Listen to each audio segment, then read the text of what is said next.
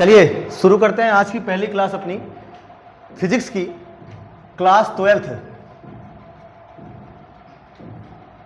पहली क्लास। और पहली क्लास में हम लोग पढ़ेंगे सबसे पहले वॉल्यूम 1 प्रथम भाग।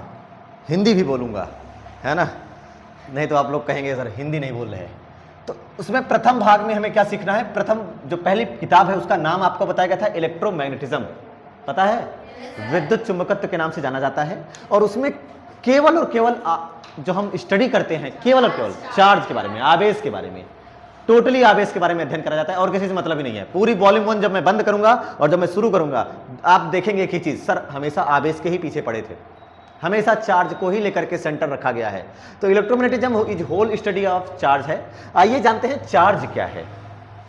सवाल आता ना कि जब पहली किताब पूरी आवेश पर ही लिखी गई है, इतनी बड़ी बुक, तो वो है क्या, उसमें मेन क्या चीज है, चार्ज, आवेश ही तो है मेन। तो उसके बारे में जानते हैं कि व्हाट इज चार्ज, आवेश है क्या। अब आपने कभी ये सुना होगा ना, मोबाइल चार्ज कर लिया, टॉर्च चार्ज कर लिया, बैटरी चार्ज कर लिया। ये चार्ज शब्द सुना बहुत सा लगता है, बट है क्या वो नहीं समझ पाते कि है क्या। तो असल में चार्ज अगर सीखना है तो उसके पहले आपको एटम वगैरह के बारे में थोड़ी बहुत जानकारी होनी चाहिए। परमाणु, इलेक्ट्रॉन, नाभिक, न्यूक्लियस, ये सब पता है, जानकारी है थोड़ी बहुत। अगर ये सब थोड़ी बहुत भी जानकारी होगी तो आप इसके बारे में भी थोड़ा बहुत सीख सकते हैं।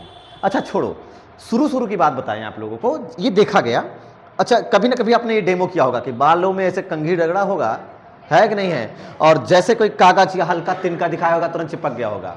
ये जरूर खेला होगा, बट ये हुआ कैसे, वो भी इसी की वजह से होता है। जब भी किन्हीं दो वस्तुओं को आपस में रगड़ा जाता है, घिसा जाता है, तो उनमें कुछ ना कुछ ऐसा कहते हैं ना प्रॉपर्टी डेवलप हो जाती है, एक लक्षण आ जाता है जिसकी वजह से वो हल्की वस्तुओं को, छोटे छोटे ऑब्जेक्ट्स को अपनी ओर आकर्षित करते हैं, अट्रैक्ट करने लग जाते हैं।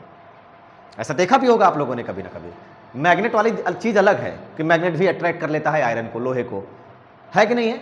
तो वो चीज कैसे हुआ कि सर हमने घिसा और वो चिपकाने लग गया। तो उसके पीछे का रीजन क्या है, चार्ज। उसके पीछे का रीजन है चार्ज।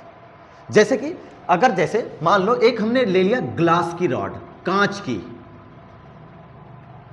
की रॉड ले लिया, और इसको हमने सिल्क, कॉटन, आप जानते हैं रेशम का कपड़ा, रेशम से इसको घिसा गया, ठीक है, सिल्क से इसको घिसा गया, और घिसने के बाद देखा गया छोड़ दिया गया, और इसको एक धागे से बांध के लटकाया गया। समझिएगा बेसिक चीज कि ये है क्या चीज, अभी डेवलप होगा माइंड में। इसको किससे रगड़ा गया बेटा, सिल्क से, रेशम के कपड़े से।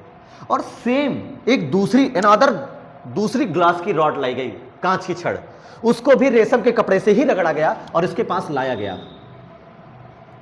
किससे रगड़ा गया है, रेशम से। इसको भी रेशम से, मैंने सिल्क से रगड़ा है, इसको भी सेम उसी चीज से रब किया है। जब इसको इसके पास लेकर के आने लगे ना, तो देखे कि ये दूर भागने लगी।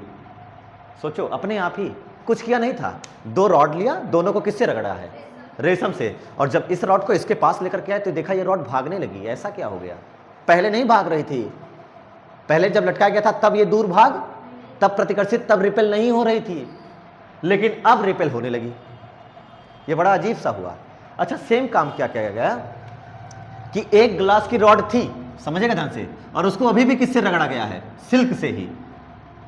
और एक रबड़ की छड़ ली गई, रबड़ की रॉड, रबड़ वाली, जैसे प्लास्टिक की कोई रॉड, और उसको बेटा बिल्ली की खाल, जानते हो, फर बोलते हैं उसको, बिल्ली की खाल, स्किन, कैट की स्किन, बिल्ली की खाल से रगड़ा गया। ये रबड़ है, रबड़, इसको रगड़ा गया है सिल्क से, कॉटन से, वो रेशम से, और इसको रगड़ा गया है बेटा कैट की स्किन से, फर जिसे कहते हैं। और जब इन दोनों को पास में लाया गया ना, तो देखा गया ये दोनों एक दूसरे के पास चिपक रहे हैं। आपके मन में क्या बात आई, दो बातें आनी चाहिए यहां पर। एक तो सर जब सेम चीज से रगड़ा और सेम रॉड थी तो दूर दूर भाग रहे हैं, और इसमें एक रबड़ की रॉड है और दूसरी कांच की रॉड है, और इसको जब हमने पास, इसको सिल्क से रगड़ा, इसको कैट स्किन से रगड़ा, तो देखा दोनों पास आए, अट्रैक्ट हो रहे हैं। तो इसका मतलब है कभी तो दूर दूर भागेंगे और कभी तो मन में क्या ऐसी एक्टिविटी आने की इच्छा हो रही है कि सर हम ऐसा नहीं कर सकते थे क्या कि हमने इधर भी एक रबर की रॉड ली और इधर भी रबर की ही रॉड ली और दोनों को कैट स्किन से रगड़ा। अब आपके मन में क्या आना चाहिए बताइए, पास भागे या दूर भागे, दूर भागे। तो बिल्कुल सही हो आप, ये अभी भी दूर भागते हैं। यहां से पता चलता है कि इनके अंदर कुछ तो लक्षण आता है, इसी करेक्टर का नाम होता है, इसको कहा जाता है बेटा कि ये चीजें इलेक्ट्रीफाइड हो गई, वैद्युन्मय हो गई, इलेक्ट्रीफाइड हो गई, विद्युन्मय हो गई, जिनके अंदर कुछ अजीब सा लक्षण आ गया घिसने की वजह से, है ना, कोई ऐसा लक्षण जिसकी वजह से पास आ रहे हैं या दूर जा रहे हैं, ऐसे लक्षण को क्या कहा जाता है? विद्युन्मय, इलेक्ट्रीफाइड होना कहलाता है। और ये हो क्यों रहा है? केवल किसकी वजह से? अगर ना घिसते तो ना होता। हो सकता है आप लोगों ने एक वायरल रील देखा होगा कि गैस सिलेंडर के पास बैठे रहते हैं टीचर या कोई भी, है ना, और उनको कंबल से ऐसे रगड़ के ऐसे खींच दिया जाता है और उसके बाद वो गैस जला देते हैं अपने चुटकी से। हो सकता है आपने देखा होगा, नहीं देखा होगा तो देखना भी चाहिए। ऐसी सारी रील्स से जरूर अपडेट होना चाहिए, बाकी रील्स नहीं देखनी चाहिए। सोचिए, वो भी केवल किसकी वजह से हो रहा है? कंबल उनके ऊपर से ऐसे खींचा जा रहा है, अब वो चार्ज हो गए हैं, उनके अंदर कुछ ना कुछ इलेक्ट्रीफाइड वाला लक्षण आ गया है, और जैसे वो रगड़ते हैं उसके गैस के पास चिंगारी निकलती है और गैस जल जाती है। आपको भेज दूंगा, देख लीजिएगा। ये सब किसके पीछे की बात हो रही है? केवल चार्ज। तो मोरल ऑफ द स्टोरी क्या चीज है? चार्ज है क्या चीज? चिंता मत करिए, मिलेगा। चार्ज है क्या चीज? ये मिला कैसे? ये आप बता कैसे रहे हैं इसके बारे में? तो शुरू में बहुत पहले इन सबको कहा जाता था, ये जो कांच पे जो चार्ज आता था ना, ग्लास पे, इसको कहा जाता है विट्रस, और जो रबड़ पे आया इसको कहा जाता था रेजिनिन। अब सोचो, आप लोगों ने तो चार्ज का दो ही पढ़ा होगा, पॉजिटिव और निगेटिव ना, वो बेंजामिन फ्रैंकलिन बता करके गए हैं 18वीं सेंचुरी में, 18वीं शताब्दी में। उससे पहले जानते हो क्या कहा जाता था? जो कांच पे आया उसको कहा जाता था विट्रस, और इस पर जो आया रबड़ पे उसे रेजिनिन के नाम से जाना जाता था। लेकिन अब हम ये सब थोड़ी पढ़ेंगे, ये सब नहीं पढ़ेंगे। हम लोग क्या बोलेंगे? सीधे सीधे हम लोग बोलेंगे पॉजिटिव और जो बेंजामिन फ्रैंकलिन ने बताया। तो अगर कोई आपसे बोले कि चार्ज के आविष्कारक कौन थे, तो आप एक ही नाम बताइएगा, बेंजामिन फ्रैंकलिन, जो 18वीं शताब्दी में आकर के बता के जाते हैं। चार्ज है क्या चीज? आइए अब उसके बारे में बात करते हैं। चार्ज है क्या चीज? ये तो थ्योरी थी, हर जगह ये बताया जाता था, मैंने आज तक कभी नहीं बताया था बच्चों को, ये पहली बार मैंने आपको बताया, ताकि आप एकदम बेसिक से चलिए कि चार्ज आया कहाँ से। मन में क्यूरियोसिटी बननी चाहिए कि ये हो क्या रहा है, ये दूर क्यों जा रहा है, ये पास क्यों आ रहा है। रॉड अलग अलग है कि नहीं है? जिससे रगड़ा जा रहा है वो भी चीजें अलग अलग है। आइए, इलेक्ट्रीफाइड का मतलब समझ में आया क्या चीज है? इलेक्ट्रीफाइड का मतलब उनके अंदर कुछ ऐसा लक्षण आए जिसकी वजह से वो एक दूसरे के ऊपर फोर्स लगाएं। देखो, एक दूसरे के ऊपर बल लगा रहे हैं, नहीं लगा रहे हैं? दूर जाने वाला और पास आने वाला, ये है आकर्षण, अट्रैक्शन, और ये है रिपल्सन, प्रतिकर्षण। अपने आप ही लग रहा है, आपको धक्का देने की जरूरत नहीं पड़ी। मैग्नेट को दिखाते धक्का देने की जरूरत पड़ती है, अपने आप भागता है, अपने आप। दूसरा वाला अपने आप भागता है नहीं, बस आपको एक को सपोर्ट देना पड़ता है। वही चीज इसके साथ भी हुआ। फिर ये सवाल आया कि ये है क्या? इसी चीज को कहा जाता है बेटा, हिंदी में लिख देता हूं, विद्युन्मय हो जाना। ठीक है, क्या हो गया वो? विद्युन्मय। कुछ विद्युतीय लक्षण आ गए, है कि नहीं है? वो विद्युतीय लक्षण आ गए जिसकी वजह से एक दूसरे पर बल लगाने के लायक हो गए, फोर्स अप्लाई करने की क्षमता आ गई उनके अंदर। और ये काम कर रहा है पीछे बैठा हुआ एक चार्ज, उसी को कहते हैं चार्ज। अब चार्ज क्या है, आइए सीखते हैं बेटा। अच्छा, सब लोग मास का नाम सुने हो? द्रव्यमान। द्रव्यमान क्या है जानते हो? What is mass? मास के बारे में बताइए कोई। मास क्या है? चलो देखो इधर, मास किसे कहते हैं बेटा? सुन, मास वो है जो किसी भी पदार्थ की, किसी भी मैटर की क्वांटिटी, अमाउंट बताता है कि नहीं है? 2 kg, 3 kg। द्रव्यमान का मात्रा क्या होता है? किलोग्राम। केजी तो होता है ना मास का, तो वही 2 kg 3 kg, वो बताता है कि कितनी क्वांटिटी में है। अच्छा, अगर मैं इतना बड़ा कोई पदार्थ ले लूं, मैटर ले लूं, और इसको 2 टुकड़ों में तोड़ूं, मास टूटेगा या वही रहेगा? टूटेगा। लेकिन क्या इसका सारा मास इसको मिल जाएगा, इसको कुछ नहीं मिलेगा? मिलेगा, दोनों को नहीं मिलेगा? मिलेगा। ये आधा वाला पकड़ो, इसको भी 2 भागों में तोड़ो, क्या इन दोनों को मास अलग अलग होगा? नहीं होगा। एकदम छोटे पर पहुंच गए न्यूक्लियस के पास, इसको भी तोड़ा तो क्या मास डिवाइड होगा कि नहीं होगा? होगा। इलेक्ट्रॉन और प्रोटॉन के पास पहुंच गए, प्रोटॉन के पास पहुंच गए, ये छोटा सा, इसको भी 2 भागों में तोड़ो, मास डिवाइड होगा कि नहीं होगा? होगा। लेकिन बेटा एक चीज ऐसी है जो डिवाइड नहीं की जा सकती, एक चीज ऐसी है जो डिवाइड नहीं की जा सकती, जिसको और छोटे टुकड़ों में नहीं तोड़ सकते, उसका नाम है बेटा चार्ज। आवेश को और छोटे टुकड़ों में तोड़ा नहीं जा सकता, और ये वो लक्षण है, ये वो किसी मैटर की प्रॉपर्टी है जिसकी वजह से कोई चीज कही जाती है इलेक्ट्रिकली एक्टिव है या नहीं है, विद्युत रूप से सक्रिय है या नहीं है। सबसे पहली बात, सबसे छोटी प्रॉपर्टी, जैसे आप समझिए ध्यान से, इतना बड़ा कोई न्यूक्लियस है, इसमें 20-20 प्रोटॉन है, सबको अलग अलग कर सकते हो नहीं कर सकते हो? मान लो कर लिया, किसी विधि से सबको अलग अलग कर लिया, सारे प्रोटॉन को अलग अलग कर लिया। लेकिन जब उस एक प्रोटॉन के पास पहुंचोगे तो अब उसके जो चार्ज वाली प्रॉपर्टी है वो नहीं तोड़ी जा सकती। कहने का मतलब जो एक इलेक्ट्रॉन पे चार्ज किसी को पता है, कभी सुना होगा? 1.6 इंटू 10⁻⁻19 कूलम, कभी ना कभी सुना होगा ये।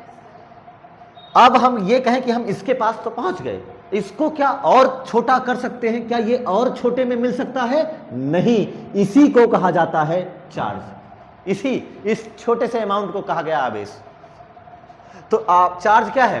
किसी पदार्थ का, किसी भी मैटर का वह सूक्ष्मतम लक्षण, आंतरिक लक्षण है कि बाहर का? इंटरनल प्रॉपर्टी है, एक्सटर्नल? आपको क्या लगता है? ये चार्ज अंदर रहता है, बाहर रहता है? अंदर। इंटरनल प्रॉपर्टी है, इंट्रिंसिक प्रॉपर्टी है, आंतरिक लक्षण है, जिसको और छोटे टुकड़ों में तोड़ नहीं सकते। इसकी शुरू यहां से शुरू होता है चार्ज, इलेक्ट्रॉन के पास से। तो आवेश की सबसे पहले डेफिनेशन अगर कोई आपसे पूछे तो आप एक बताइए कि सर आवेश किसी पदार्थ का वह लक्षण है, वह आंतरिक लक्षण है जिसे और छोटे भागों में नहीं तोड़ा जा सकता। It is that intrinsic property of any matter which can not divided any further more, जिसे और आगे तोड़ ही नहीं सकते। सेकंड डेफिनेशन क्या बताएंगे? सर आवेश वो चीज है, जैसे मैंने आपके सामने क्या करा था, याद करो, एक रॉड लिया था ना। रॉड किसकी ली थी? कांच की, ग्लास की रॉड लिया था और इसको सिल्क से रगड़ा था, और नीचे रबड़ की रॉड लाए थे, याद करिए, है कि नहीं? मैं इसको बिना रगड़े इसके पास लेकर आऊं तो ये इधर उधर जाएगा नहीं जाएगा? बिना किसी चीज से रगड़े, बिना बिल्ली की खाल से रगड़े तो ये इधर उधर जाएगा? इसको इसके पास दिखाऊंगा, भाई यही है, मान ले यही है वो रबड़ की रॉड, ये देखो, इसको किसी से रब नहीं किया है, इसके पास लेकर आएंगे, कुछ नहीं हुआ। इसको भले रब किया था लेकिन इसको रब नहीं किया, तो फिर ये कुछ नहीं आया, कोई लक्षण ही नहीं आया इसके अंदर, और फिर ये ना इधर उधर कहीं नहीं जाएगा। बात समझ आ रही है? तो इलेक्ट्रिकली ये एक्टिव है कि नहीं है? ये नहीं है। तो चार्ज एक ऐसी भी प्रॉपर्टी होती है, एक ऐसा लक्षण होता है जिसकी मदद से ये बताया जा सकता है कि दूसरा कोई पदार्थ इसके लिए इलेक्ट्रिकली एक्टिव है या नहीं है। वो एक प्रॉपर्टी है चार्ज। ये चार्ज है, ये भी चार्ज है, तो क्या ये दोनों एक दूसरे के लिए एक्टिव होंगे नहीं होंगे? दोनों चार्ज हैं, ये भी और ये भी एक्टिव कहे जाएंगे? बिल्कुल कहे जाएंगे। और अगर इनमें से एक चार्ज है और दूसरा चार्ज ही नहीं, डिस्चार्ज, चार्ज दूसरा क्या है? डिस्चार्ज, तो बताइए ये दोनों एक दूसरे के लिए एक्टिव होंगे? कोई मतलब नहीं, ना ये इधर जाएगा ना ये उधर जाएगा, क्योंकि ये न्यूट्रल है और ये चार्ज है। यही समझना है आपको। तो पहली डेफिनेशन आपने जो समझी है वो क्या है? पहली डेफिनेशन कि क्या कैसी प्रॉपर्टी है? इंट्रिंसिक प्रॉपर्टी है, आंतरिक लक्षण है जिसे और आगे तोड़ा नहीं जा सकता। इसके बाद नहीं तोड़ सकते आप। और दूसरा, ये वो प्रॉपर्टी है, चार्ज किसी पदार्थ का वह लक्षण है जिसकी मदद से ये बताते हैं कि इसके लिए कोई दूसरा पदार्थ विद्युत रूप से इलेक्ट्रिकली एक्टिव है या नहीं है। बात समझ आई ना? अगर इसके अंदर भी सेम प्रॉपर्टी होगी, चार्ज होगा तो एक्टिव होंगे, अदरवाइज एक्टिव नहीं होंगे। ये कितनों चार्ज हो जाए, ये अगर डिस्चार्ज है, इसके ऊपर कोई आवेश नहीं है, तो कोई मतलब नहीं है, ये चाहे जैसा आगे पीछे घूमे कोई फर्क नहीं पड़ने वाला। बात समझे ना? लेकिन सोचो अगर ये भी चार्ज होगा तो क्या एक्टिव हो जाएंगे नहीं हो जाएंगे दोनों? तो दूसरी दो डेफिनेशन समझ में आनी चाहिए कि सबसे पहला एक वो है कि हम सबसे पहले बात करते हैं इंट्रिंसिक प्रॉपर्टी वाली, है ना, कि इंट्रिंसिक, अभी लिखवा देता हूं मैं, इंट्रिंसिक प्रॉपर्टी जिसे और आगे तोड़ा नहीं जा सकता, which can not be break further more. और दूसरी मैं बात कर लेता हूं भाई, एक ऐसी प्रॉपर्टी है जिससे पता चलती है इलेक्ट्रिकली एक्टिवनेस, है ना, वैद्युत रूप से सक्रिय है या नहीं है। तो डेफिनेशन लिखिए सबसे पहले, तो चार्ज की सबसे पहले डेफिनेशन लिखिएगा। आवेश किसी पदार्थ का वह आंतरिक लक्षण है जिसे और छोटे भाग में नहीं तोड़ा जा सकता। It is the intrinsic property of any matter. किसी पदार्थ का वह आंतरिक लक्षण है जिसे और अधिक छोटे भागों में और छोटे भाग में नहीं तोड़ सकते। It is the intrinsic property of any matter which can not be break further more. वह आंतरिक लक्षण है जिसे और छोटे भाग में तोड़ नहीं सकते, which can not be break further more. Second definition,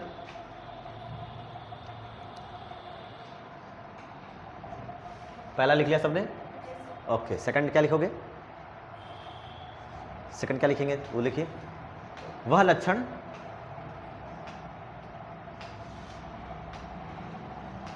जिससे किसी वस्तु की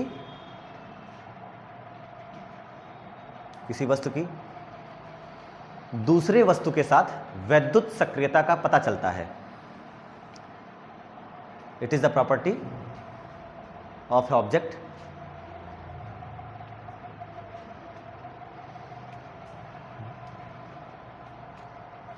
वह लक्षण जिससे किसी वस्तु का दूसरी वस्तु के साथ वैद्युत सक्रियता का पता चलता है।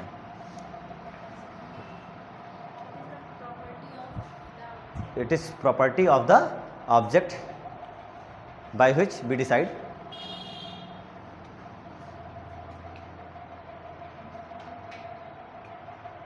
That any other object is electrically active और नॉट।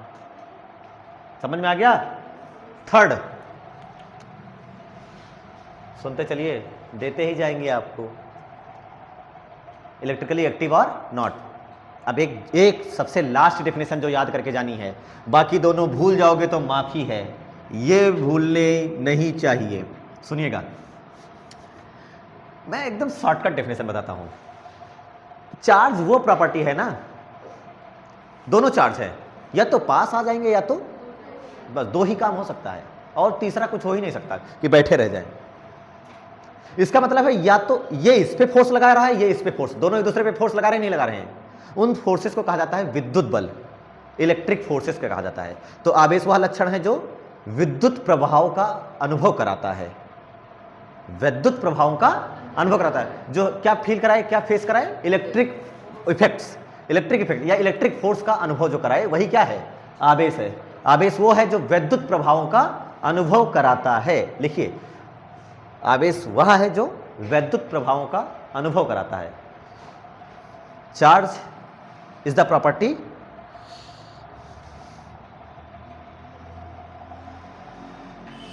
आवेश वह है जो विद्युत प्रभावों का अनुभव कराता है। Charge is the property which experiences electric force.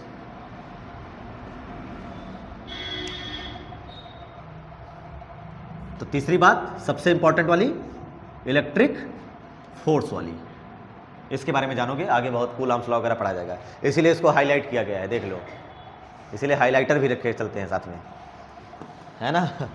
समझ में आ गया चार्ज के बारे में? आइए अब चार्ज के बारे में बहुत, इसका पूरा बायोडाटा निकाल के रखते हैं कि ये है क्या चीज़, पता कैसे लगाते हैं। तो एक आता है इलेक्ट्रोस्कोप, आपको वो सब नहीं पढ़ना, छोड़ो, आपको मैं टॉपर बनाने आया हूँ, है ना, ये सब थोड़ी, बस चार्ज के बारे में सब कुछ पता चल गया।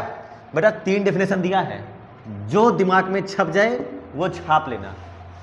और थर्ड वाली आसान है, फर्स्ट वाली सेकंड वाली सोचने, इसके लिए दिमाग चाहिए, इन दोनों के लिए, लेकिन इसके लिए दिमाग नहीं चाहिए, इसके लिए चाहिए वहाँ चार्ज है, दूर दूर भागेगा, समझे? ये चीज़ हो गया। आइए चार्ज के बारे में और कुछ बायोडेटा लिख लेते हैं कि क्या क्या होता है। चार्ज की कई सारी प्रॉपर्टीज हम लोग जान लेते हैं। आवेश, सबसे पहले इसके बारे में बात करें, इसका प्रतीक क्या है, सिंबल। तो आवेश का प्रतीक क्या होता है बेटा? Q, small Q, capital Q, जो भी आपका मन करे वो आप कंसिडर कर सकते हैं, इसके लिए आप फ्री हैं बेटा, ठीक है। सिंबल के बाद बात कर लेते हैं इसका यूनिट के बारे में बेटा। इसका मात्रक क्या होता है? तो मात्रक इसका, वेरी गुड, याद है सबको, तो इसका मात्रक होता है बेटा कूलाम, कैपिटल सी। क्या चीज? Capital C. या फिर इसको एक और यूनिट होता है इसका, एम्पियर सेकेंड, जो आगे जानोगे थोड़े समय बाद, लेकिन लिख लीजिए यहीं पर, कोई दिक्कत नहीं होगी, एम्पियर इंटू सेकेंड, ये हो जाएगा ampere into second. Dimensional formula इसका बीमा क्या होती है ना, इसकी बीमा क्या होती है, अगर उसकी बात करें तो बेटा ए टी, ए है एम्पियर, ये यहीं से बनी है, एम्पियर इंटू सेकेंड से ही बनी है। तो आपको क्या लगता है, ये फंडामेंटल क्वांटिटी है, डेरिवेटिव, मतलब मूल राशि है कि व्युत्पन्न राशि है?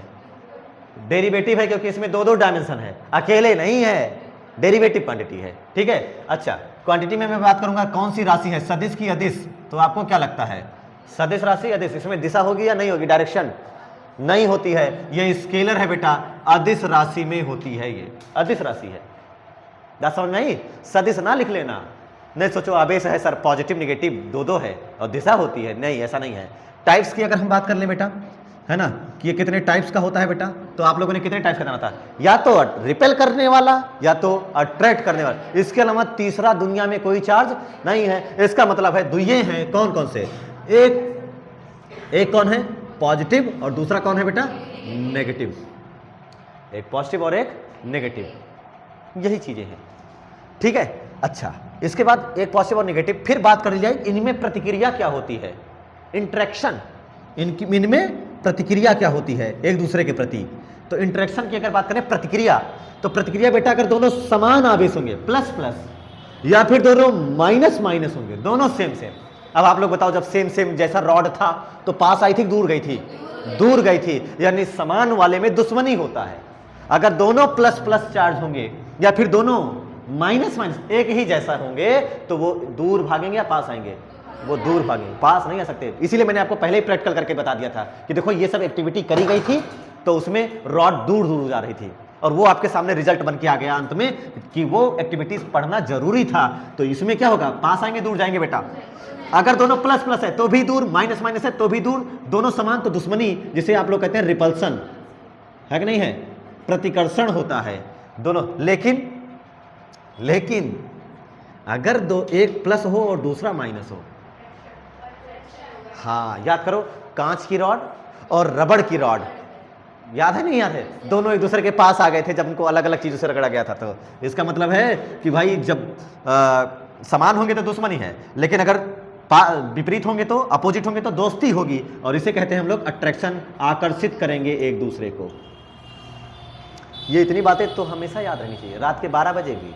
आइए अभी और भी कुछ बचा है, और बात करते हैं दुनिया का सबसे छोटा चार्ज, कि वो चार्ज बताएंगे कैसे, किसके बेसिस, किसके बिहाफ पर बताएंगे बेटा। तो जो चार्ज है ना, स्मॉलेस्ट चार्ज,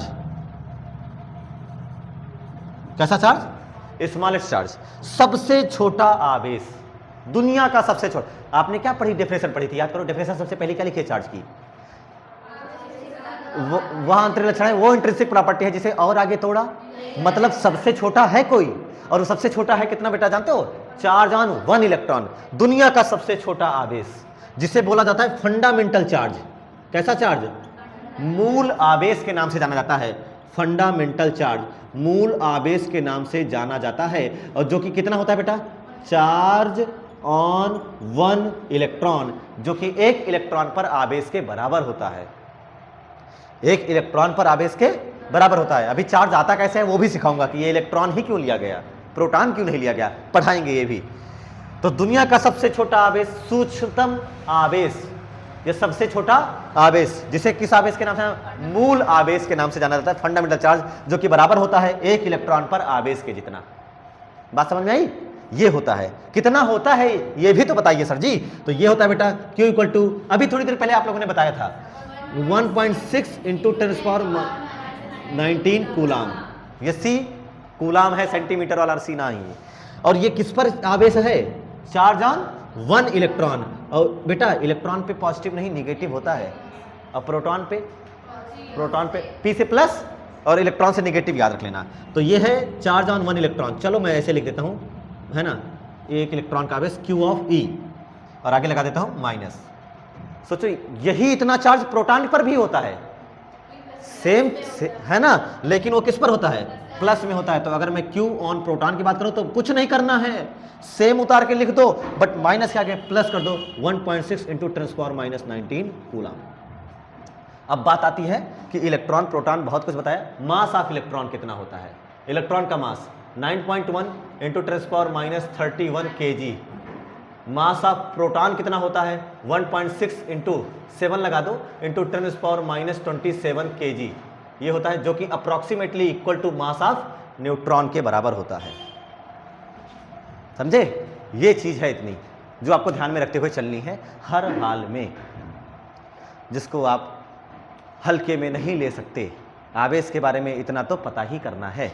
अब बात आई कि आए कैसे, घिसने से ना, आपने क्या सीखा था, ऐसे ऐसे रगड़ा और बता दिया कि आ गया। तो आइए देखते हैं, ये उतार लिया, उतारो। दुनिया का सबसे छोटा आवेश क्या है, मूल आवेश, फंडामेंटल चार्ज, वैल्यू कितनी बताई आपने उसकी, क्या इससे छोटा भी हो सकता है? हाँ ठीक, इससे छोटा भी हो सकता है, लेकिन वो स्टाइल मारने के लिए होता है, ठीक है। और फालतू कुछ किताबों में लिखा रहता है ब्रैकेट में साइड में क्वार्क और एंटी क्वार्क, क्या लिखा रहता है वो सुनो, +-2e लिखना मत, +-e/3, कुछ लिखने की जरूरत नहीं है। ये क्वार्क और एंटी, प्रोटॉन के अंदर प्रोटॉन को तोड़ने पर भी दो चार्ज दो हिस्सों में टूट जाता है, क्वार्क और एंटी क्वार्क। लेकिन हमारे सिलेबस में ना तो ये है ना हमें ये पढ़ना है। कोई आपके सामने ये सब चार्ज रख देना कि ये भी तो होता है, तो कह दीजिए हाँ होता है, लेकिन ये पढ़ना थोड़ी है, ये तो प्रोटॉन के अंदर की बात है, क्वार्क और एंटी क्वार्क, पढ़ना नहीं है, पढ़ना केवल ये वाला है। क्लियर है? इससे छोटा होता तो है, लेकिन वो हमारे काम का नहीं होता है, हमें पढ़ना ही नहीं है, इसलिए सबसे छोटा जो है वही पढ़ना है। बात आती है भाई ये आया कैसे, कहाँ से आया, कैसे आता है? तो सबसे पहले हम बात करते हैं, मैंने बात करी थी स्टार्टिंग में एटम के बारे में कि आपको क्या कोई नॉलेज है उसके बारे में।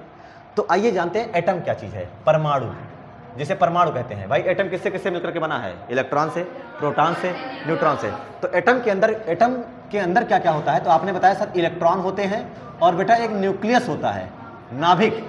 इस नाभिक में क्या क्या होता है? प्रोटॉन होता है और न्यूट्रॉन होता है कि नहीं है? इलेक्ट्रॉन पॉजिटिव, सॉरी निगेटिव, और प्रोटॉन पॉजिटिव। तो शुरू में अगर मैं बात करूं, जैसे मानो मैंने सोडियम को टारगेट किया है ना, या कार्बन को टारगेट, किसी को भी टारगेट कर सकते हैं, चाहे तो लिथियम को टारगेट कर लेते हैं। लिथियम का एटॉमिक नंबर 3 है ना, हाँ 3। तो अंदर कितने प्रोटॉन होंगे?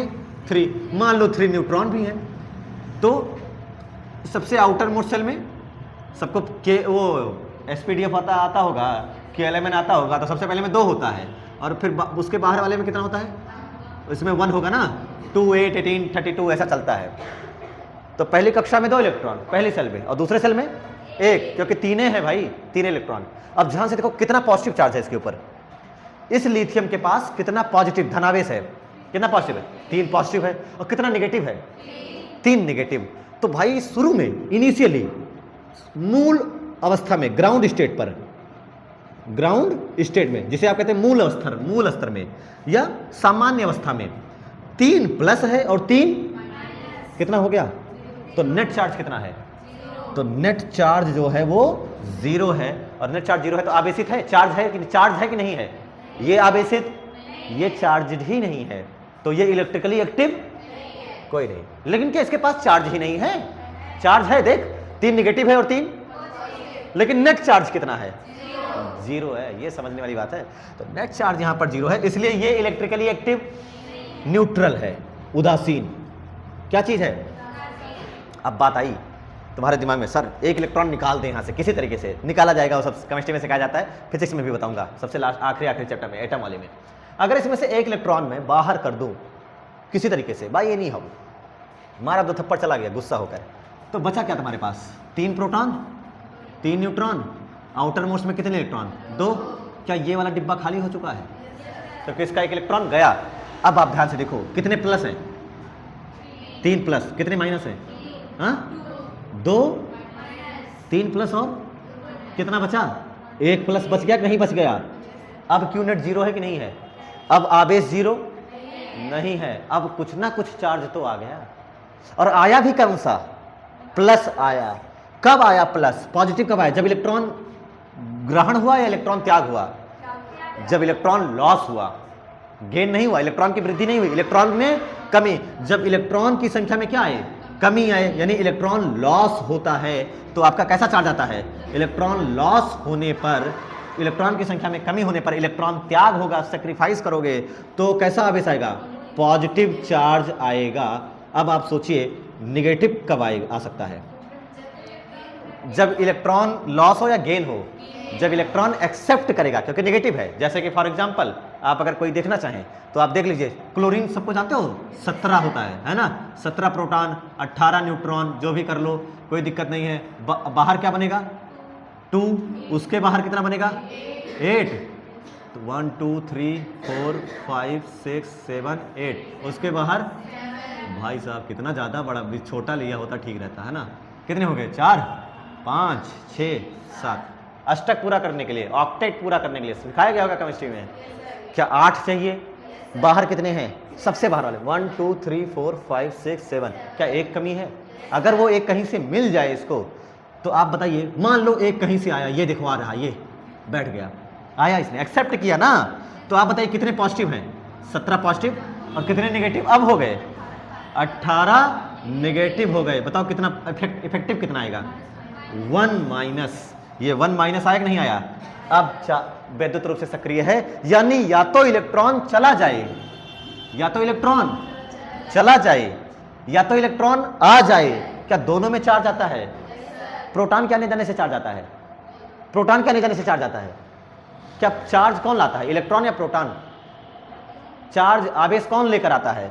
किसी ऑब्जेक्ट पर आवेश कब आएगा, चार्ज कब आएगा? जब इलेक्ट्रॉन आएगा जाएगा या प्रोटॉन आएगा जाएगा? प्रोटॉन कैसे आ जा सकता है, वो तो एकदम देख रहे हो कितने अंदर बैठा है बेचारा, वो आ ही जा नहीं सकता। इसलिए चार्ज के लिए कौन उत्तरदायी है, कौन है रेस्पॉन्सिबल? इलेक्ट्रॉन रेस्पॉन्सिबल है। यानी इलेक्ट्रॉन गेन होने पर, इलेक्ट्रॉन की संख्या में वृद्धि होने पर, गेन होने पर क्या नेगेटिव चार्ज आता है, ऋणावेश आता है। ये बातें हमको समझ में आती है। तो ये बात आपने आया कब, overall moral of the story, आवेश आता कब है? जब इलेक्ट्रॉन नाचता है। देख इधर से उधर गया, उधर से इधर गया। जब भी इलेक्ट्रॉन घर छोड़ेगा या घर ग्रहण करेगा तब तब आवेश आएगा। इलेक्ट्रॉन के स्थानांतरण से, due to transfer of electrons, तभी तो आपने फिजिक्स में आवेश कहते हैं और केमिस्ट्री में आयन कहते हैं। आयनिक बॉन्ड पढ़ाया गया था आपको, इलेक्ट्रॉन के स्थानांतरण से। पढ़ा है कभी ऐसा कुछ? वही तो मैं भी पढ़ा रहा हूं। सोच लो कितना जरूरी होता है बेसिक पढ़ना। बेसिक पढ़े रहोगे तो समझ में आएगा, अरे हाँ ये तो सीखा सीखा सा लगता है। तो आवेश कहां तक लिखा था, कहां तक लिखा था? सबसे लास्ट बात, सबसे छोटा आवेश मूल आवेश तक लिख लिया। उसके बाद आपने मास वगैरह लिखा था, mass of electron, mass of proton लिखा था। उसके बाद लिखता है कि कैसे आता है, हाउ डज इट कम, है ना, कैसे आता है। तो आएगा कैसे, इलेक्ट्रॉनों के स्थानांतरण से। लिखिए लिखिए नीचे लिखिए, आपके पास जगह होगी, मेरे पास तो है नहीं। क्या लिखेंगे, हाउ डज इट कम्स, कैसे आता है, हाउ डज इट कम, कैसे आता है।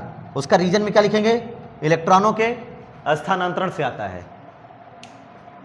उसका रीजन क्या लिखेंगे, इलेक्ट्रॉनों के स्थानांतरण से, due to transfer of electrons.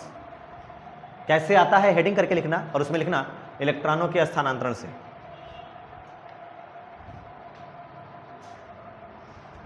आइए, इतनी सारी प्रॉपर्टी पढ़ लिया ना सबने, ठीक है। ये सब पढ़ने के बाद आता कैसे है, क्या होता है, मूल आवेश क्या है, ये सारी चीज़ें बहुत बेसिक बेसिक जानकारी रखनी थी। पूरे लेसन भर ये सब काम आने वाली है, हर जगह पूरे लेसन भर, जितना पूरी फिजिक्स पढ़ोगे हर जगह पूरे काम आने वाला है। जितनी प्रॉपर्टी आज पढ़ा, क्योंकि ये बेसिक प्रॉपर्टी है। इलेक्ट्रोमैग्नेटिज्म को क्या कहते हैं, उसकी डेफिनेशन क्या थी, बेसिकली स्टडी ऑफ चार्जेस, आवेश का अध्ययन ही तो था। तो उसके बेसिस पर आपने ये सीखा, ठीक है, कि ये क्या क्या हो सकता है। आइए अब आप देखते हैं हम लोग कि मेथड ऑफ चार्जिंग, आवेशन की विधियां, चार्ज कैसे करते हैं। सवाल है ना, चार्ज कैसे करते हैं। बहुत शॉर्ट में बता रहा हूं मैं, बहुत लॉन्ग में जाकर के नहीं बताऊंगा, नहीं तो आप कंफ्यूज ही रहेंगे कि मेथड ऑफ चार्जिंग क्या है। तो सबसे पहला बेटा, सबसे पहली चीज आप जानिए, चार्जिंग बाई इंडक्शन, प्रेरण द्वारा आवेशन। आवेशन की विधियां, नंबर 1 प्रेरण द्वारा आवेशन, चार्जिंग बाई इंडक्शन, प्रेरण द्वारा आवेशन, प्रेरण द्वारा आवेशन। ये क्या चीज है, ये सीखते हैं, समझना। थ्योरी है, मैं बताऊंगा कुछ नहीं, मतलब लिखाऊंगा कुछ नहीं, बस समझाना तो है ही। बाई इंडक्शन, प्रेरण द्वारा क्या होता है, सुनिएगा ध्यान से। जैसे मान लो आपके पास ये कोई इंसुलेटर स्टैंड है, ठीक है, इंसुलेटर स्टैंड मतलब आचालक, लकड़ी का ये तुम्हारा स्टैंड, और इसके ऊपर आपने कोई गोला रखा है, चालक, कंडक्टर। चालक जानते हो, कभी नाम सुना है ना, कभी सुना है नहीं, कंडक्टर वगैरह जानते होगे। हाँ भाई, हेलो, 10th पढ़ के बैठे हो। मैं ये इसलिए ये बता रहा हूँ कि आप लोग थोड़ा बहुत बेसिक पढ़ के बैठे हो, 10th का सब आता है ना, इसलिए। अब इसके सामने मान लो मैं किसी तरीके से एक पॉजिटिव रॉड लेकर के आऊँ, पॉजिटिव रॉड, और इसको टच ना कराऊँ, दूर रखे रहूँ, ये प्लस प्लस वाली। अब आप सबको पता है सर, इसमें जितने भी प्लस होंगे पास आएंगे या दूर जाएंगे, दूर जाएंगे। तो सारे प्लस प्लस इधर इकट्ठा होने लग गए और माइनस माइनस इधर इकट्ठा होने लग गए। क्या अभी आवेश आया इस पर कि नहीं आया, सोच के बताना। इस गोले को आवेश आया कि नहीं आया, इस, क्योंकि जितना प्लस दूर गया होगा उतना ही माइनस पास आया होगा और ओवरऑल नेट तो 0 होगा। तो अभी ये चार्ज लेकिन प्रेरित हुआ, इसको देखकर थोड़ा बहुत चार्ज वाले लक्षण अपने अंदर लेकर के आया। लेकर आया कि नहीं आया? अब अगर आप चाहते हैं कि इसको चार्ज रखना, तो इसके लिए हम लोग क्या करते हैं, अगले स्टेप में बेटा इसका जो कांटेक्ट है ना, हम अर्थ से करते हैं। अब आप समझिए, एक बहुत बड़ी चीज है जिसका बोलते हैं अर्थिंग। घरों में होती थी पहले, अब तो बहुत कम लोग कराते हैं, बट अर्थिंग, ये अर्थिंग इतनी इंपॉर्टेंट होती है। अर्थिंग मतलब जमीन से जोड़ना, ग्राउंडिंग करना, ठीक है, जमीन से जोड़ना, ग्राउंडिंग करना। ग्राउंड वायर होती है, आपने 3 पिन सॉकेट देखे हैं कभी? तो दो तो पॉजिटिव और निगेटिव वायर पे होता है ना, लाइव और न्यूट्रल वाले के लिए। जो ऊपर वाला होता है, जो ऊपर वाला मोटा सा थोड़ा सा होता है, वो किसके लिए होता है? ग्राउंड वायर के लिए, अर्थ वायर के लिए होता है। यानी पृथ्वी जो है ना, वो आप समझिए, पृथ्वी से जोड़ने के बाद क्या होगा, अर्थ से जोड़ने के बाद सारा का सारा जो भी पॉजिटिव चार्ज होगा वो जमीन में चला जाएगा, संपूर्ण धनावेश जमीन को चला जाएगा। क्योंकि पृथ्वी जो है वो क्या चीज है, वो इलेक्ट्रॉन का सागर है। अर्थ को क्या याद रखिएगा, अर्थिंग करना मतलब ई मतलब किसका सागर है? Ocean of electron. पृथ्वी को कहा जाता है इलेक्ट्रॉन का समुद्र है पृथ्वी। यानी अगर आप कोई भी पॉजिटिव चार्ज रखेंगे तो वो हमेशा कहां भाग जाएगा, सब जमीन पर। क्यों? क्योंकि निगेटिव खींचेगा और सारा निगेटिव कहां आ जाएगा, इसको मिल जाएगा। यानी अगर मैं इसको ग्राउंड अर्थिंग से जोड़ूं, देखो अर्थिंग से जोड़ने का सिंबल ऐसे होता है, ये है ना, ये होता है अर्थिंग से जोड़ने का सिंबल। अब जैसे मैंने इसको अर्थिंग से जोड़ा, क्या होने लगेगा इसके साथ, सारा धनावेश भागेगा जमीन में, और नीचे से किसका सागर है? पृथ्वी, इलेक्ट्रॉन का। सारा इलेक्ट्रॉन आएगा, इसको मिल जाएगा और इसके ऊपर निगेटिव चार्ज आने लग जाएगा। बात समझे ना? इसके ऊपर कैसा चार्ज आने लग जाएगा? निगेटिव चार्ज आने लग जाएगा। कहने का मतलब क्या हुआ कि अब सारा इलेक्ट्रॉन, देखो इलेक्ट्रॉन ऊपर जा रहा है और पॉजिटिव कहां जा रहा है? नीचे। कभी आसमान में बिजली चमकती हुई देखे हो? वो पॉजिटिव होती है और वो कहां भागती है? जमीन की तरफ भागती है, क्योंकि ये है इलेक्ट्रॉन का समुद्र। और पॉजिटिव चीजें हमेशा कहां भागती हैं? जमीन की तरफ।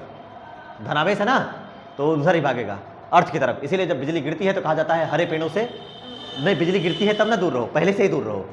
बिजली गिरने पर कौन दूर होगा भाई? फिर तो तुम दुनिया से दूर हो जाओगे। ईश्वर रक्षा करे आपकी अभी तुम्हें बोर्ड्स देने हैं तो ये हो गया। अब इसके ऊपर कौन सा चार्ज आ जाएगा बेटा? सारा इलेक्ट्रॉन चला गया, सॉरी सारा इलेक्ट्रॉन नहीं, सारा प्लस चार्ज चला गया। बचा क्या इसके पास? Negative negative negative. अब अर्थिंग लगाए रहिए, हटा दीजिए, कोई दिक्कत नहीं है, सब निगेटिव चार्ज हो गया। देखिए कितनी आसानी तरीके से हो गया। एक और तरीका देखो इसी का एक और तरीका, ग्राउंडिंग समझ में आया? अर्थिंग क्या चीज है? अर्थिंग क्या चीज होती है? पृथ्वी से भू संपर्कित करना, पृथ्वी से जोड़ना। और जब अर्थ से जोड़ोगे तो क्या हाल होगा? क्योंकि इलेक्ट्रॉन उसको मिल जाएगा, उसका जितना भी पॉजिटिव चार्ज है ना, वो सब कहां चला जाएगा? सब नीचे चला जाएगा। ये हमेशा याद रखिएगा। एक और तरीका दिखाता हूं आपको, दूसरा तरीका। सेम आपने एक स्टैंड, गोला, गोला तिरछा है, ये गोला, और इसी के कांटेक्ट में दूसरा गोला। भाई कांटेक्ट बन गया, इसी के कांटेक्ट में दूसरा गोला लेकर के बैठे हैं। ये इंसुलेटेड स्टैंड है, विद्युत रोधी स्टैंड है, और आपने बगल रॉड दिखाया। अब देखो ये वाला तो हमें सर ये पहले बताए होते, प्लस प्लस दिखाया, तो इस गोले को क्या मिलेगा? Minus minus. इस गोले को क्या मिलेगा बेटा? Minus minus minus. और इस गोले की तरफ सब क्या भाग जाएगा? प्लस प्लस प्लस, सब इस गोले को भाग जाएगा। भाग जाएगा कि नहीं भाग जाएगा? अब आप ये रॉड ऐसे रखे रहने दीजिए और इन दोनों को ऐसे अचानक से अलग कर दीजिए। इन दोनों को क्या कर दीजिए? अलग कर दीजिए। ये दोनों को जैसे अलग करेंगे तो इसके ऊपर क्या बचा है? नेगेटिव नेगेटिव, और इसके ऊपर क्या बचा है? पॉजिटिव पॉजिटिव बचा है। और ये स्टैंड, ये हटा दीजिए। अब इसका क्या हाल होगा? जितना नेगेटिव है पूरा इसमें फैल जाएगा, जितना पॉजिटिव है पूरा इसमें फैल जाएगा। तो अब आपके पास ये वाला गोला, जो ये वाला गोला है, ये क्या हो जाएगा बेटा? नेगेटिव नेगेटिव हो जाएगा पूरा, है ना। और ये वाला गोला क्या हो जाएगा? पूरा पॉजिटिव पॉजिटिव पॉजिटिव हो जाएगा। और इस हिसाब से ये हो गया चार्जिंग बाई इंडक्शन। इंडक्शन एक मेथड होता है, बात समझे ना। इंडक्शन में प्रेरण द्वारा, हम टच नहीं कराते, कुछ नहीं, केवल दिखाते हैं बस। इसको चार्ज करना है, केवल ऐसे दिखाया, बस ये चार्ज होने लगा। देखो वही हुआ है, देखो इधर, ये देखो, ये पहले उदासीन था, न्यूट्रल था, इस पर कोई चार्ज। लेकिन जैसे इसको दिखाया, नेगेटिव नेगेटिव इधर आया और पॉजिटिव पॉजिटिव उधर गया। इस विधि का नाम क्या है? प्रेरण विधि। पहली विधि समझ में आई? मेथड ऑफ चार्जिंग का पहली विधि समझ में आई? आसान है या कठिन है? इसमें ऊपर पहली वाली आसान थी, दूसरी वाली? दोनों आसान है बेटा। कौन सा किस एंगल से कौन सा कठिन है? कौन सा रॉकेट साइंस है? मुझे तो नहीं लग रहा कोई रॉकेट साइंस होगा। और मुझे कहता ये जरूरी है, तुम्हें ये सीखना जरूरी था क्योंकि ये तुम्हारे न्यूमेरिकल में काम आता है, अर्थिंग करना। और अर्थिंग करना तुमने आज पहली बार सीख लिया है। अर्थिंग करेंगे तो क्या होगा, सारा पॉजिटिव भाग जाएगा और सारा निगेटिव मिल जाएगा। जितना पॉजिटिव नीचे जाएगा उसके रिस्पेक्ट में उतना ही निगेटिव हमें देखने को मिल जाएगा। क्लियर हुआ पहली विधि? चलो, ये इस विधि में हम किसको चार्ज करते हैं, सवाल आता है कि ये किसके लिए है, किसे चार्ज करेंगे। तो बात किसे चार्ज करेंगे बेटा, तो किसे चार्ज करेंगे तो इसके लिए है कंडक्टर। कंडक्टर का मतलब जिसे आप क्या कहते हैं, चालक। अरे चालक गोला लिया था मैंने, तो मैंने ये किसके लिए होता है, कंडक्टर को चार्ज करने के लिए हम इस मेथड का यूज करते हैं। अब एक सबसे आसान वाली बताएं, number 2, by induction by conduction. By conduction जिसे बोलते, ये है प्रेरण और ये आपका है बेटा चालन। कंडक्शन, अब कंडक्शन में क्या होता है वो समझो ध्यान से। जैसे मान लो ये चार्ज नहीं है, कंडक्शन में आपने सुना होगा कभी ना कभी, है ना, कंडक्शन सुना है, मोड ऑफ हीट ट्रांसफर, ऊष्मा स्थानांतरण की विधियां 3 होती हैं, कंडक्शन, कन्वेक्शन, रेडिएशन। कभी सुना ही नहीं है तुम लोगों ने, कोई बात नहीं बेटा। बाई कंडक्शन, कंडक्शन में क्या होता है कि हम लोग सीधे हीट के कांटेक्ट में रखते हैं अपने बर्तन को। किसके कांटेक्ट में रखते हैं, सीधे हीट के कांटेक्ट। डायरेक्ट टच कराते हैं नहीं कराते हैं कि खूब दूर बर्तन रख दो और हीट एकदम नीचे करो, ऐसा करते हो क्या? कंडक्शन में क्या होता है, अरे तुम्हारे घर में इंडक्शन वाला है नहीं है, लेकिन वो दूसरी चीज है बेटा, वो इंडक्शन वहां मत लगा देना तुम लोग। तुम हमेशा कांटेक्ट कराते हो नहीं कराते हो, ऐसा थोड़ी कि बर्तन इंडक्शन ऐसे रखा हो और बर्तन ऐसे रख दो। सर इंडक्शन वाला काम करके दिखाओ, इसमें तो आप पढ़ा दिए, डेली लाइफ में क्यों नहीं होता, तो उसका नाम पता नहीं क्यों इंडक्शन रख दिया गया, समझ आया? बाकी असल में वो इंडक्शन जैसा कुछ नहीं है इंडक्शन कॉइल है अंदर, आपको पढ़ा जाएगा इंडक्टर चीज जैसा, तब बताऊंगा क्या है, ठीक है? तो इसलिए उसका इंडक्शन नाम रखा गया। बाकी मेथड बाई इंडक्शन में क्या होता है, दूर से दिखाओ। जैसे बीरबल वाली खिचड़ी जो थी वो इंडक्शन टाइप की थी, कुछ आग यहां रखे थे और उतनी ऊपर रख कर बना रहे थे, तो वो इस विधि से, भाई अभी देखो अभी हो जाएगा इसके अंदर, अभी पक जाएगा, तो ये वाली चीज थी। लेकिन डेली लाइफ में कौन सी मेथड काम आती है, कंडक्शन। ये हीट है, इसी के ऊपर रख दिया गया बर्तन, कांटेक्ट करा दिया जाता है। कहने का मतलब है कंडक्शन वाली विधि में क्या होगा, हम क्या करेंगे, जैसे मान लो ये है न्यूट्रल, क्या चीज है ये, न्यूट्रल, और ये आपके पास है कोई charge rod plus plus plus, अभी इसके ऊपर कोई चार्ज न्यूट्रल है, उदासीन है, और ये पूरी आवेश वाली है। जब मैं इसको इसके टच में ले आऊंगा, कांटेक्ट करा दूंगा, तो इसका आवेश इसको मिलने लग जाएगा और आवेश वितरित होने लग जाएगा। आवेश क्या होने लगेगा, डिस्ट्रीब्यूट होने लग जाएगा, और इस विधि का नाम क्या कहलाता है, कंडक्शन।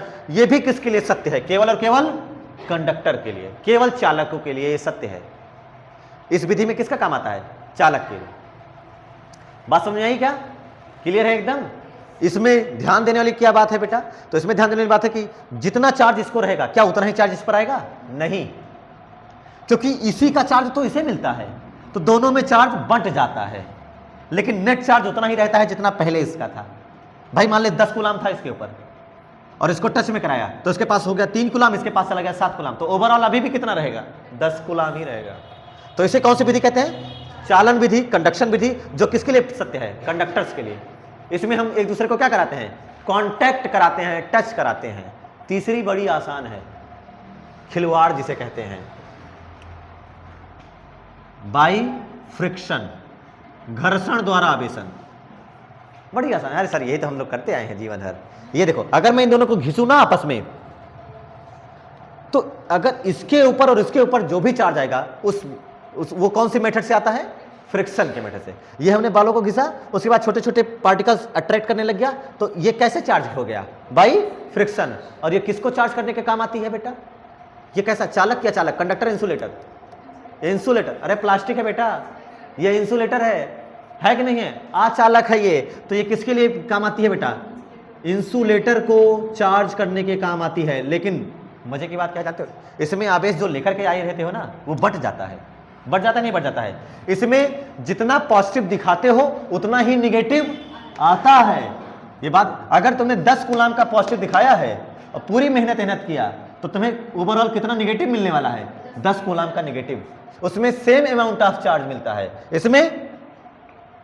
इसमें चार्ज जो भी लेकर के आए रहते हो वो क्या होता है, बढ़ जाता है। और इसमें क्या होगा, जब घिसोगे तो इलेक्ट्रॉनों का ट्रांसफर होगा।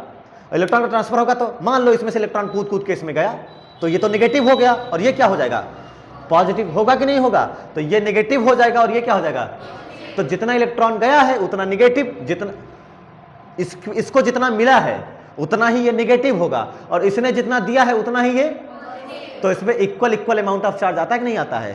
तो ये कौन सी विधि है, बाई फ्रिक्शन, यानी मेथड ऑफ चार्जिंग में ये charging by induction, charging by conduction और चार्जिंग बाई फ्रिक्शन। फ्रिक्शन वाली मेथड किसके लिए काम आती है, इंसुलेटर के लिए। बात समझ आई। ये था आपके लिए कि भाई हम आवेशित किसी चीज को कैसे आवेशित करते हैं, ठीक है। तो आज के लिए इतना ही, नोट्स बनाते रहिए, रिवीजन करते रहिए, धन्यवाद।